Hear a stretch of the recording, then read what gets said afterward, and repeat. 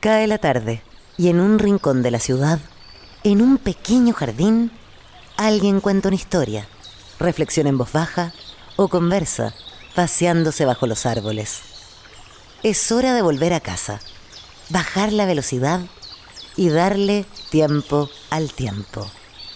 Christian Warnken nos abre la verja de su jardín para que respiremos aire puro y oxigenemos el espíritu. En Pauta, aquí comienza Desde el Jardín. Una presentación de Grupo Educar, construyendo el futuro de la educación técnico-profesional en Chile. Lo esencial de toda exploración será volver al propio jardín y ver las cosas por primera vez, decía el poeta T.S. Eliot. Muy buenas tardes, queridas y queridos radiovidentes. Hoy día es 19 de junio, este es un jardín invernal, por lo tanto yo sigo pisando las hojas remanentes que quedan del otoño. Me encanta hacer ese ejercicio. Hoy día vamos a caminar, a conversar como lo hacemos de lunes a jueves a las 7:30 de la tarde en el nuevo horario de Desde el Jardín. Y les recuerdo que los días viernes se estrena el podcast Tu Hipócrita Lector, también a las 19:30 horas. Muchas gracias a todos los radiovidentes por acompañarme aquí en mi jardín, a quienes nos escuchan en el norte, en Antofagasta, en la quinta región, Valparaíso, Viña del Mar, en la región metropolitana y en el sur. Un especial saludo a los radiovidentes sureños en Temuco y en la austral Punta Arenas. Hoy día vamos a conversar con María Alicia Ruiz Tagle. Ella es intérprete de conferencias, miembro de la Asociación Internacional de Intérpretes de Conferencias de Ginebra, pero no vamos a hablar de su oficio de intérprete, no de su profesión de intérprete. Vamos a hablar de su historia personal y particularmente de un gesto que a mí me pareció muy notable, muy rescatable y que tiene que ver con la capacidad del perdón y de construir la historia no mirando eternamente hacia atrás, sino tratando de mirar hacia adentro. Ella habla en una carta aparecida en el Mercurio el domingo pasado, domingo 15 de junio, habla de la nobleza de la humanidad. Y voy a leer algunos fragmentos de esa carta a propósito del debate que se ha instalado sobre Punta Peuco. Punta Peuco, a partir de lo que dijo el presidente Boric en su discurso del 21 de mayo. Ya no es 21 de mayo cuando hace el discurso, no me acuerdo la fecha exacta, es unos días después. Bueno, y han intervenido distintas personas pidiendo en el fondo clemencia más que venganza para los detenidos en Punta Peuco, violadores de los derechos humanos en plena dictadura militar. Entre ellos, dice María Alicia Ruiz Tagle, Sergio Muñoz Rivero y Ricardo Brodsky. Nadie le puede negar las credenciales de personas que vivieron y sufrieron los rigores de la dictadura militar en Chile, ¿no? Tortura, prisión, exilio. Y ahí María Alicia Ruiz Tagle cuenta su propia historia, la historia del brutal asesinato de su hermano el 19 de octubre de 1973, cuando los miembros de la Caravana de la Muerte llegaron a Antofagasta, donde estaba detenido transitoriamente esperando un juicio administrativo su hermano, y lo mataron, ¿no? Y junto con él murieron 13 presos igualmente indefensos, y hubo una lucha larga por conseguir la justicia. Fueron, ella misma lo dice, 40 largos años para en democracia acreditar la culpabilidad de los asesinados, ¿no? Muchos de ellos están hoy día en la misma Punta Peuco, pero aquí es donde comienza lo interesante del gesto de María Alicia Ruiz Tagle, que es cuando afirma que de esos hombres duros y crueles, que en ese minuto merecieron que cayera sobre ellos todo el rigor de la ley, no hay ni rastro. Solo quedan ancianos enfermos, frágiles, indefensos. Cuando pedimos justicia, no la recibimos. 50 años después, nos ofrecen venganza. No es ese el ejemplo que quiero para nuestra juventud. Esa distinción que vamos a conversar ahora con ella entre justicia y venganza, porque uno podría decir, ¿cómo? ¿Está pidiendo que nos olvidemos el olvido de aquello que pasó? No, es muy distinto lo que está planteando ella acá. que requiere, yo creo, un salto de conciencia que solo lo han hecho algunas personas en el curso de la historia. La historia lamentablemente se va construyendo en base a la venganza. El ciclo eterno de la venganza y el resentimiento, todo lo que está pasando hoy día en el Medio Oriente tiene algo que ver con eso, ¿no? Luego rescata lo que pasó en la Concertación, la altura de miras con que la transición a la democracia nos hizo confiar de que volveríamos a ser hermanos, ¿no? Y ahí es donde ella critica que cuando se pierde y se diluye la Concertación, cambia el país. Hemos vivido esos acontecimientos desde hace varios años ya, entre ellos incluyendo lo que pasó en el estallido. Ella plantea que se reactivó el odio, aquel que anula los valores más nobles y despierta los peores instintos, aquel que pone la revancha partidaria por sobre el bien superior del país y que no nos permite avanzar. El del ojo por ojo, diente por diente, y vuelve a insistir, no es ese el país que él quiere y que yo quiero para las nuevas generaciones. Ella invita a no encarnizarse con estos detenidos, presos, frágiles e indefensos, que con suerte recuerdan su propio nombre. Es una carta bien impresionante.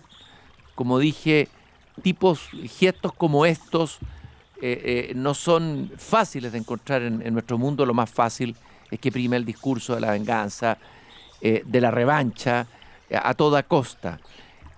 María Elisa, un gusto de tenerte aquí Desde el Jardín. Gracias por venir a caminar conmigo en esta tarde invernal. Gracias a ti, Cristian, muy amable por tu invitación. Ya. Pido disculpas al tiro, estoy con la voz media mala. No ya, te preocupes. Disculpa. No, pero se te escucha perfectamente. Lo primero que te quiero Ya, bueno. decir, ¿qué es lo que te impulsó de adentro? ¿Cuál fue la emoción que te hizo escribir esta carta? Que obviamente pues, va a producir polémica y probablemente hay muchas personas que están en la lucha de los derechos humanos legítimamente, rescatando la memoria de sus familiares desaparecidos, pero probablemente van a criticar esta carta. ¿Cómo nació?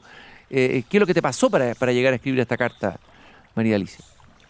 Mira, primero fue la columna que escribió Sergio Muñoz Rivero, que me pareció tremendamente noble, porque Sergio estuvo torturado, exiliado, o sea, a él le cambió la vida, y sin embargo, él estaba iniciando una campaña a favor de los presos de Punta Peuco. No por ser presos de Punta Peuco, sino por el hecho de ser ancianos y por ser personas indefensas que están en una condición de vulnerabilidad total.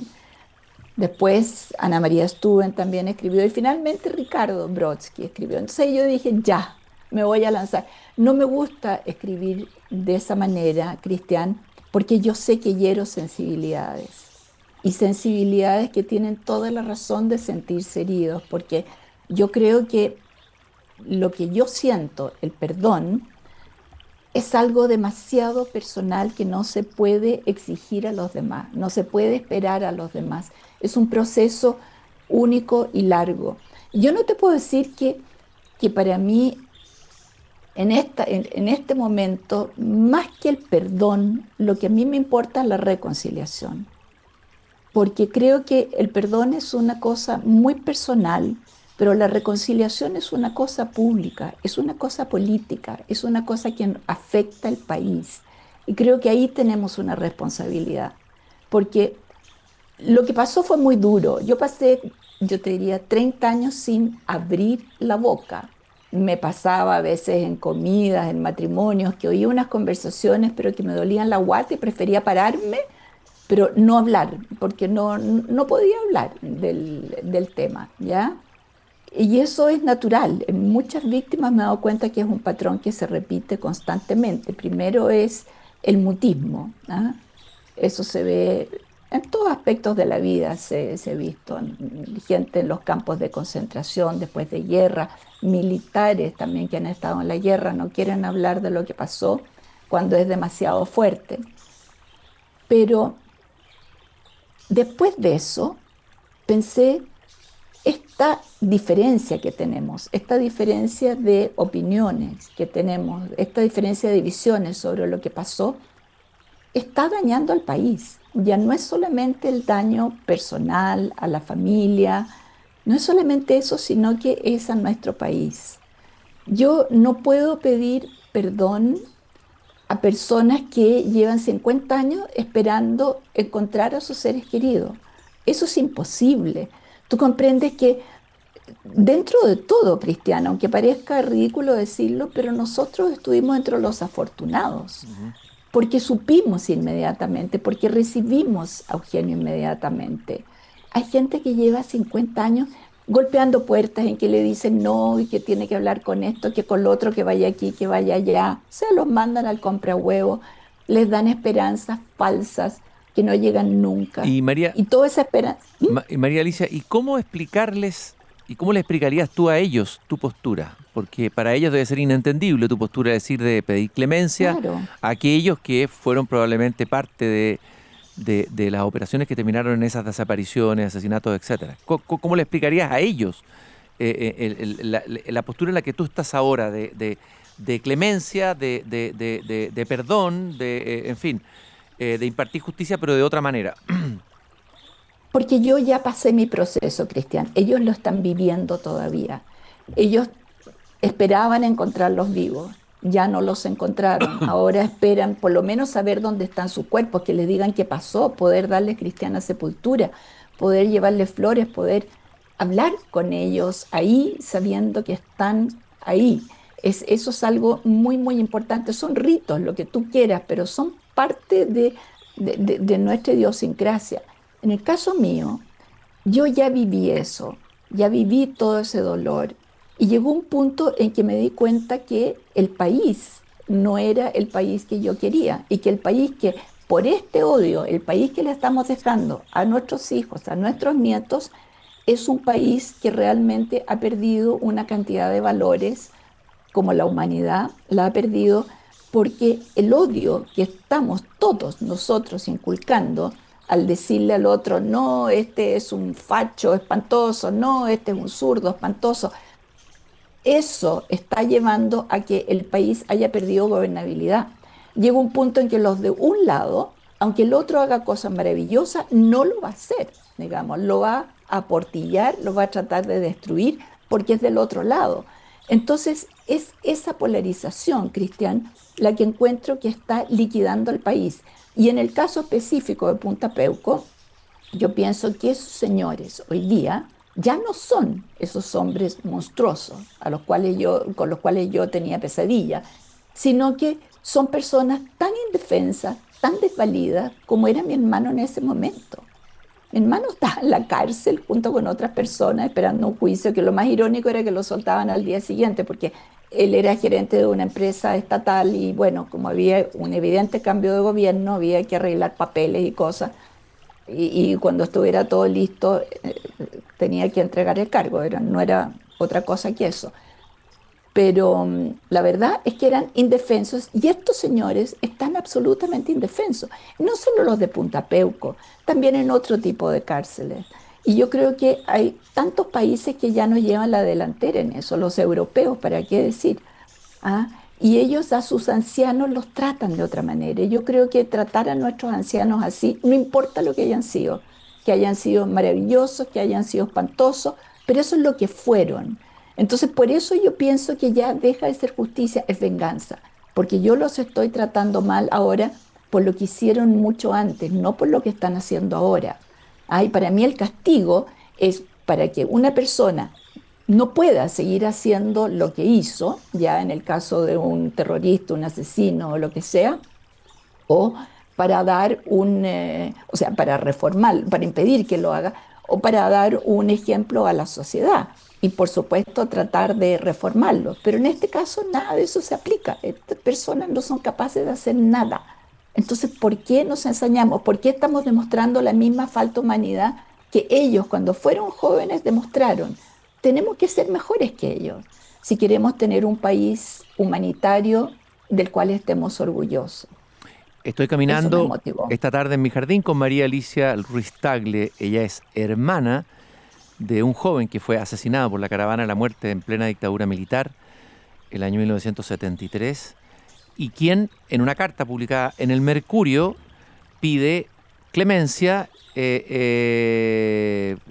compasión, trato compasivo con los detenidos de Punta Peuco, la mayoría mayores de edad, muchos ellos con enfermedades mentales, etcétera. Ahora, uno podría hacer distinción entre los enfermos de Punta Peuco, aquellos que son ya muy mayores y que están con enfermedades, otras personas que tienen 70 y tantos años, pero que uno podría decir que no son ancianos, hoy día depende en qué estado estén.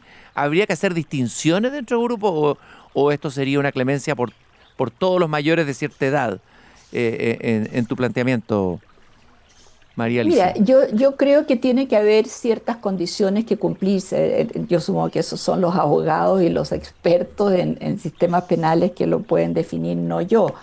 Pero yo creo que una persona que va a salir de la cárcel y que va a empezar a armar, a arengar a otros y a hacer odio, a causar daño, por supuesto que esa persona, si acaso psicológicamente se advierte que tiene una cosa así, yo no le daría ese beneficio.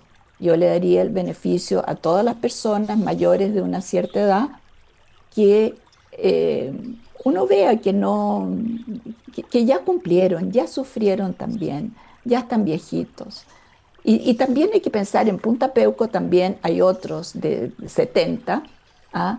Que eran muchachitos en ese momento. Yo también he escrito sobre eso. Ellos también son víctimas, porque de estos hombres, de estos líderes que había, muchos de ellos fueron muy cobardes, ¿ah? Se corrieron y le dejaron toda la culpa y toda la carga a los subalternos.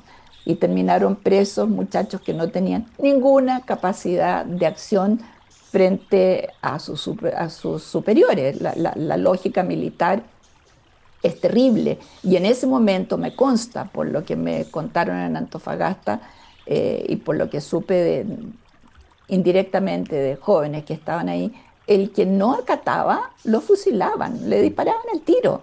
Porque, y esto no lo invento yo, esto realmente nos lo dijeron, porque tenían que dar el ejemplo, el ejército tenía que tener una cierta cohesión. Ahora, no sé si eso fue solamente en Antofagasta, no sé, no te puedo decir, pero sí sé que estos jóvenes tenían miedo, tenían mucho miedo de no acatar las órdenes que se les daba. Entonces después, claro, ellos estuvieron presentes y bla, bla, bla, y terminaron presos. Entonces es un panorama demasiado complejo para el cual yo no tengo la capacidad, digamos, el conocimiento cómo hacerlo. Pero sería maravilloso que hubiera un reglamento, un algo que permitiera la posibilidad de que bajo ciertas condiciones todas las personas mayores de 70 años terminen sus días en su casa, en su familia. María Alicia, te voy a hacer una pregunta difícil. Si entre los que están presos en Punta Peuco estuviera alguno de los que participaron en el asesinato de tu hermano, ¿tú también aplicarías esta clemencia? Sí está, y sí la Está, aplicaría. está. Sí, claro. Ya. Sí, Está en sí, sí, Punta hay Peuco. más de uno, sí, hay Ya, más de uno. Y ya, fueron ya. perros salvajes, pero fueron, ya no lo son.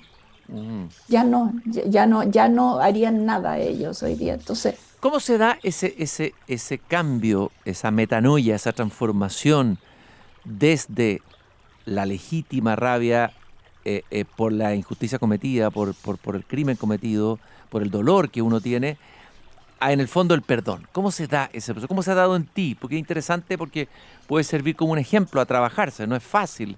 No es decir, oye, hay que tener perdón. Es un trabajo que hay que hacerse ahí. ¿Cómo ocurre aquello? me tomó 30 Ah. años, me tomó 30 años y esto empezó a gestarse con el general Cheire, cuando él hizo su Nunca Más, que me emocionó, porque yo pensé, si él hubiera estado a cargo en ese momento, probablemente las cosas que pasaron no hubieran pasado. Y empecé a pensar entonces en el país, empecé a pensar cómo realmente el dolor personal, si lo empiezo a transmitir hacia afuera y lo hago visible en todas mis acciones y en todas mis decisiones, voy a estar mal.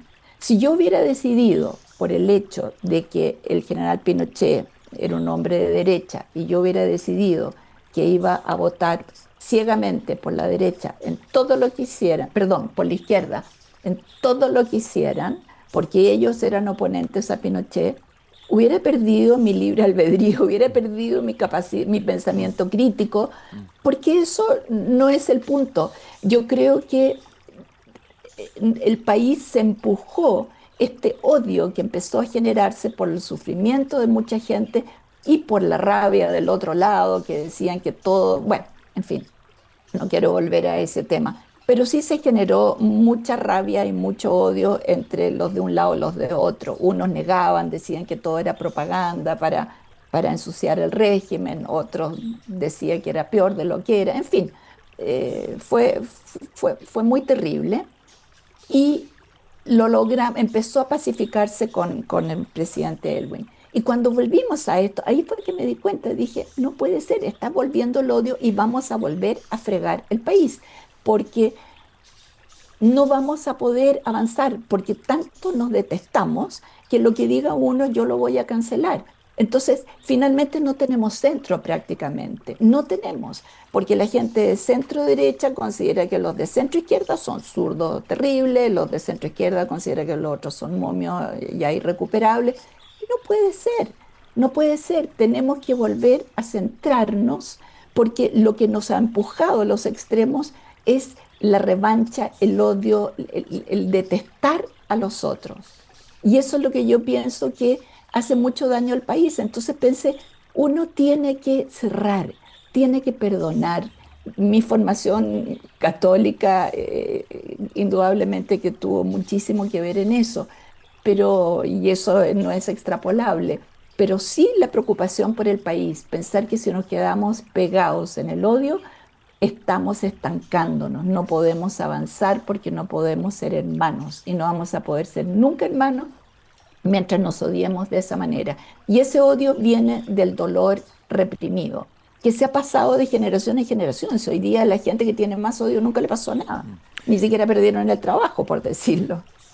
Bueno, tú planteas al final de tu carta que ojalá cerremos este episodio reafirmando el Estado de Derecho, reivindicando el principio de justicia con clemencia, lo que tú estás pidiendo aquí es clemencia, y mostrando que en Chile elegimos la nobleza de la humanidad y no la bajeza de la venganza.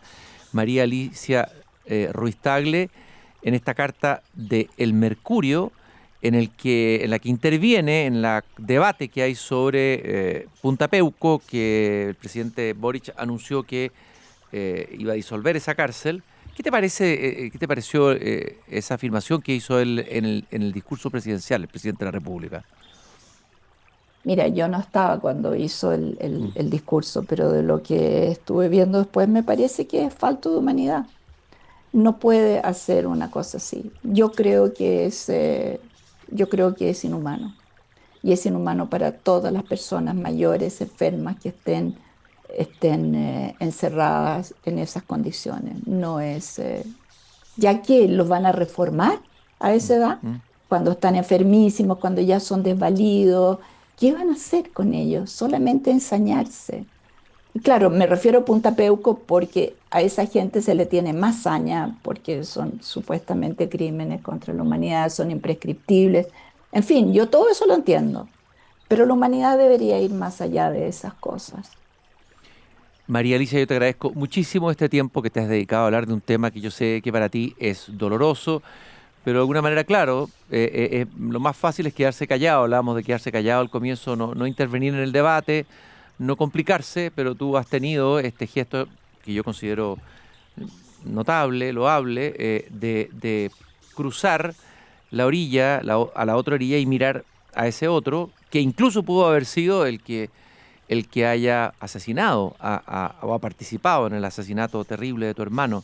Muchas gracias, María Alicia, por haber venido a caminar conmigo esta tarde invernal aquí en el jardín. Te mando un gran abrazo. Muchas gracias a ti, Cristian. Que estés muy bien. Y nosotros, queridos radiovidentes, nos encontramos mañana, pero mañana no nos encontramos en el jardín, nos encontramos en el podcast Tu Hipócrita Lector a las 19:30 horas en el nuevo horario del programa Desde el Jardín. Recordarle que nos acompaña el Grupo Educar construyendo el futuro de la educación técnico profesional en Chile. Conoce más sobre nuestro trabajo en grupoeducar.cl. Muchas gracias por habernos acompañado. Este programa nos deja pensando, reflexionando. Yo sé que es un tema sensible pero me parece importante que escuchemos distintas opiniones y distintas sensibilidades en el loable propósito que manifestaba nuestra entrevistada de alguna manera reconciliarnos como país. Parece una utopía, pero tenemos que trabajar, espero, por eso. Hasta mañana. Gracias por haberme acompañado. Es hora de cerrar la verja de madera del jardín. Pero Christian Warnken la volverá a abrir de lunes a jueves a las 19:30 horas en Radio Pauta, cuando comience de nuevo Desde el Jardín. Una presentación de Grupo Educar, construyendo el futuro de la educación técnico profesional en Chile.